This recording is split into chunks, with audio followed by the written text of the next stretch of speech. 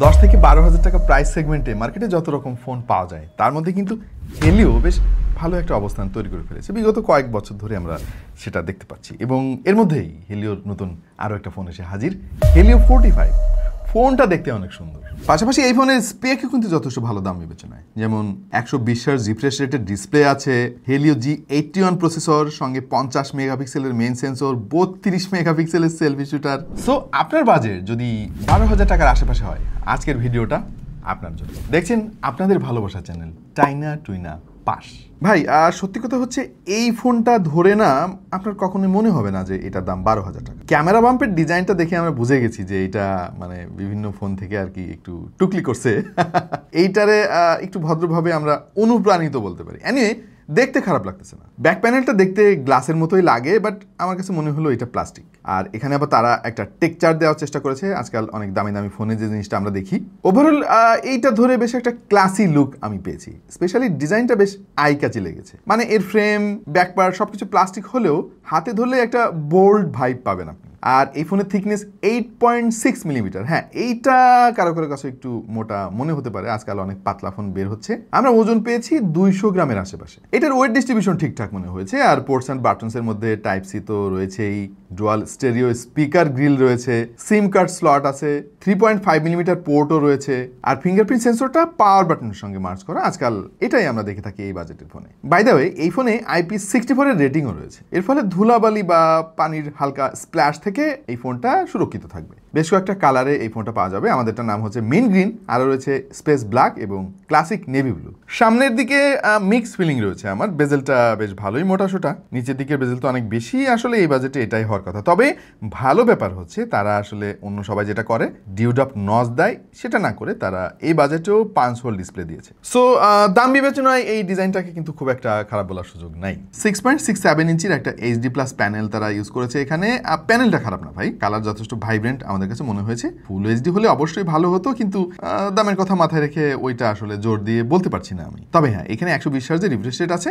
এই refresh rate যে অনেক কাজে আসবে আপনার এই HD+ রেজুলেশনের প্যানেলে, সেইটা আমি বলবো না, বাট এইটা একটা স্ট্যান্ডার্ড বলা যেতে পারে। অবশ্য এই ফোনের ব্রাইটনেস আমার কাছে একটু কমতির দিকে মনে হলো, মাত্র 480 নিটস, যেটাকে আমি বিলো স্ট্যান্ডার্ড বলতে পারি। ইনডোরে অবশ্য ঠিকঠাক আছে, তবে আউটডোরে আপনাকে একটু স্ট্রাগল করতে হতে পারে, বিশেষ করে ডিরেক্ট সানলাইটে। বাই দ্য ওয়ে, এই ফোনের টাচ রেসপন্সিভনেস আমাদের কাছে বেশ ডিসেন্ট মনে হয়েছে। এবার সবচাইতে ইম্পর্টেন্ট জিনিস নিয়ে আলাপ করার পালা, আর সেটা হলো আমি একটু বেশি কিউরিয়াস ছিলাম যে 12,000 টাকার ফোনে হেলিও এবার কি দিয়েছে। দেখেন, এই বাজেটের ম্যাক্সিমাম ফোনে কিন্তু ওই যে ইউনিএসওসি দেখে দেখে আমরা বুঝতে, বাট হেলিও যেটা করেছে 45-এ, তারা এখানে মিডিয়াটেকের হেলিও G81, ভাই চিপসেটের নামও হেলিও, ফোনের নামও হেলিও, মানে কি যে একটা কনফিউশনের ব্যাপার। বাই দ্য ওয়ে, G81 কিন্তু অতটা খারাপ চিপসেট না কনসিডারিং দ্য বাজেট। 12,000 টাকা দাম এই ফোনের, এবং এই চিপসেটটা হচ্ছে গত বছর মার্কেটে এসেছিল, মানে বাজেট হিসেবে I guess this is okay. 8টা কোরের মধ্যে 2টা হচ্ছে performance core Cortex A75 2 GHz এর, আর বাকি 6টা এফিসিয়েন্সি কোর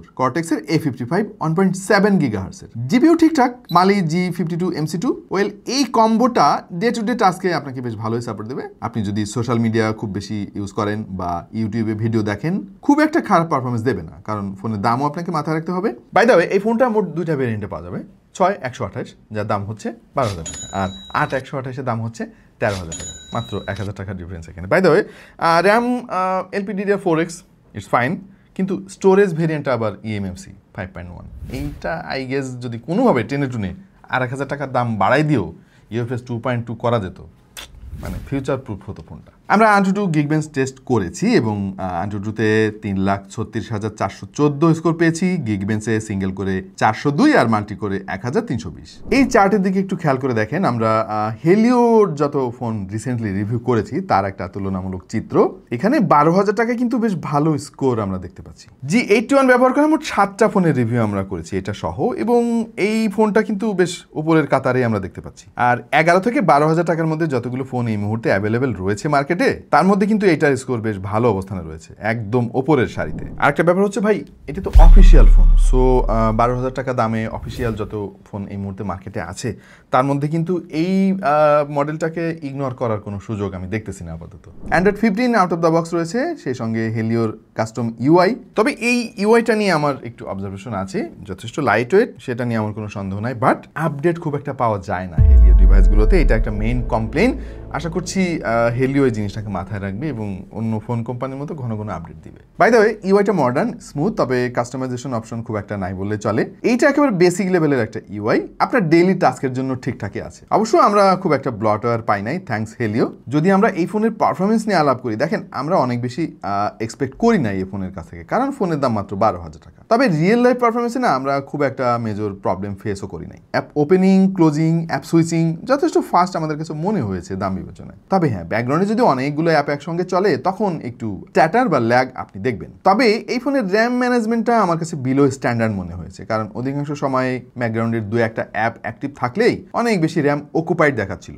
বেঞ্চমার্ক অনুযায়ী হেলিও G81 রাফলি মিড রেঞ্জ লেভেলের মধ্যে পড়ে, কিন্তু প্র্যাকটিক্যাল ইউসেজে পারফরমেন্স একদম decent, day to day usage বা ক্যাজুয়াল গেমিংয়ের জন্য যথেষ্ট। যেমন আমরা বেশ কিছু পপুলার গেম ট্রাই করেছি, যেমন ফ্রি ফায়ার, অ্যাসফাল্ট 9 এবং টুকটাক কিছু 2D গেম খেলেছি, আর আমাদের কাছে মনে হয়েছে যে এটা শখের গেমারদের জন্য ঠিক আছে। তবে আমি সাজেস্ট করবো 2D টাইপের গেম খেলার জন্য, কারণ গ্রাফিক্স ইন্টেন্সিভ গেমটা না সামলানোর জন্য এই ফোনটা উপযুক্ত আমাদের কাছে মনে হয় নাই। আর কম দামি ফোন হলেও খুব বেশি হিটিং ইস্যু আমরা খেয়াল করি নাই, আমাদের থার্মাল ক্যামেরাও সে কথাই বলছে। আপনি যদি শখের গেমার হয়ে থাকেন, আই গেস এই ফোনটা আপনার জন্য। বাট যদি শুধুমাত্র গেমিংয়ের জন্য এই ফোন নিতে চান এই দামে, আমার মনে হয় না যে ঠিক হবে। গেমিংয়ের জন্য আপনাকে বাজেট বাড়াতে হবে। আর পেছনে 50 মেগাপিক্সেলের মেইন সেন্সর আর সামনে 32 মেগাপিক্সেলের সেলফি শুটার। দাম বিবেচনায় ছবির কোয়ালিটি ভালো, যদিও ডিটেইলের অনেক ঘাটতি রয়েছে, যেটা আসলে থাকারই কথা।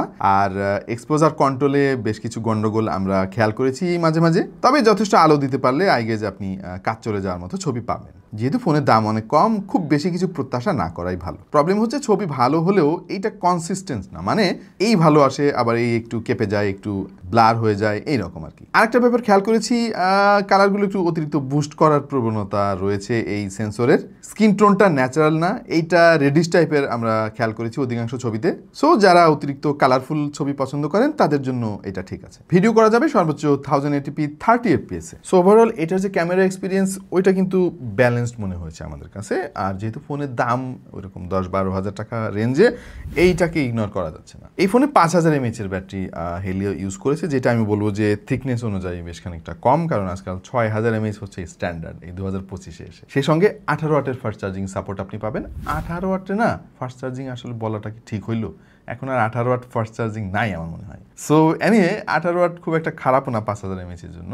সিঙ্গেল চার্জে একদিন আপনি পার করে ফেলতে পারবেন নর্মাল ইউজার হলে, আর হেভি ইউজারদের দিন শেষে একবার চার্জ দিতে হতে পারে। মেমোরি কার্ডের জন্য ডেডিকেটেড স্লট রয়েছে, তার মানে 2টা সিম কার্ড ব্যবহার করেও আপনি মেমোরি কার্ড ইউজ করতে পারবেন। ব্লুটুথ 5.4 তারা ইউজ করছে, আই থিঙ্ক বাজেট হিসেবে এটা ঠিক আছে।